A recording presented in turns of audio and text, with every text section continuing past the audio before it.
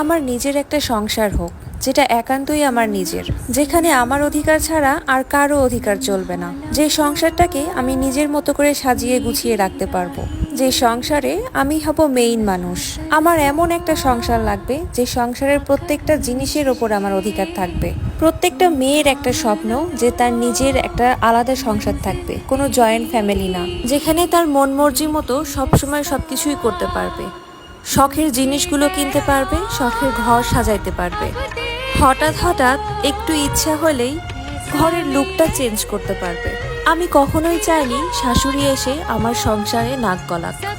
আমাকে অন্যজন পরিচালনা করবে, সেভাবে সংসারটাকে আমার সামলাইতে হবে, তাদের কথা মতো আমার কাজ করতে হবে, রান্না করতে হবে। এই জিনিসগুলো আমি কখনোই চাইনি। কারণ সেও একজন মেয়ে, তারও যেরকম একটা আলাদা সংসারের ইচ্ছা হয়, আমিও একটা মেয়ে, আমারও আলাদা একটা সংসারের ইচ্ছা হয়। বিয়ের পর যেহেতু মেয়েদের এই সংসার জীবনটাই মেইন জীবন, তাই আমার আলাদা একটা সংসার হোক, যেখানে আমি চাইলেই বিনা দ্বিধায় যখন তখন চা বানিয়ে খেতে পারি, হাজবেন্ডের সাথে যখন তখন ঘুরতে যেতে পারি, মাঝরাতে খিচুড়ি খেতে ইচ্ছা হলে তখনই যেন উঠে বিনা দ্বিধায় খিচুড়ি রান্না করতে পারি।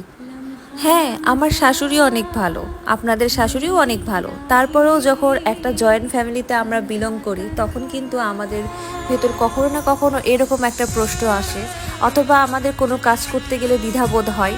সো আমি চাই না কখনোই আমার এই দ্বিধাবোধটা হোক। আমি আমার সংসারে আমার নিজের মতো করে কাজ করতে চাই, নিজের মতো করে গুছিয়ে রাখতে চাই। আমার ছোট্ট কুঁড়ে ঘরের একমাত্র রানী আমিই হতে চাই।